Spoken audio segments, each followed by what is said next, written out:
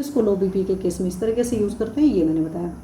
अब चूँकि छुआरे की बात करी है तो छुआरे के केस में, मृदुका के केस में एक चीज़ बात करूँगी, ये मैंने फॉर्मूला वहाँ पर हालांकि डाला हुआ, लेकिन आज चूंकि बात उसी चीज़ें की चल रही हैं तो इसलिए वो चीज़ें बता रही हूँ। तो बच्चों के केस में खास करके जब बच्चों को कॉन्स्टिपेशन वगैरह रहता है और बच्चों को ऐसी कोई औषधि नहीं देते हैं जो बहुत तीक्ष्ण टाइप की होती है, तो वहाँ पर आपके पास बहुत बढ़िया होता है, प्रेग्नेंट लेडीज़ की होता है। नॉर्मल भी इंसान के लिए आप कर सकते हो कि आप ले लीजिए क्षीर, मतलब दूध ले लीजिए और प्लेन दूध में मत पकाइए। आप क्या करिए, 1 कप दूध ले लीजिए, 1 कप पानी ले लीजिए। अगर बच्चा है तो उसके केस में 2 छुहारा डालिए और 2 छुहारा डाल करके पका करके, अब बच्चा तो छुहारा हो सकता नहीं खाएगा, उसको वो दूध पिला दीजिए। अगर छुहारा खा करके दूध पीता है तो बड़े आराम से पेट साफ हो जाएगा। आप प्रेग्नेंट लेडीज़ को भी 2 से ही शुरू करिए।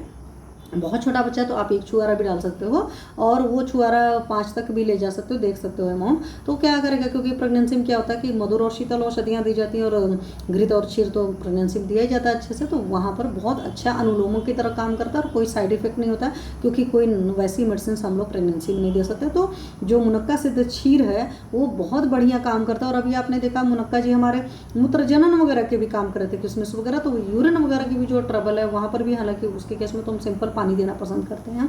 और हालांकि यूरिन की और कोई तकलीफ है तो ओपिडेक्स नहीं के रूप में आप कुछ नहीं समझ में आता तो आप सुबह सुबह खाली पेट पेशेंट को 1 चम्मच घी का पान कराने को बोलिए और धीरे धीरे घी का अमाउंट करना होता है। इसका भी वीडियो मैंने डाला हुआ है, वो इसलिए मैं यहाँ से बात आई क्योंकि जब मुनक्का किसमिस इन सारी चीज़ों की बात हो रही थी तो मैंने कहा इस चीज़ के बारे में भी आपसे बात करते हैं। तो लो बीपी वगैरह के केस का भी मैंने आपको बताया लो बीपी में कैसे करेंगे, और साथ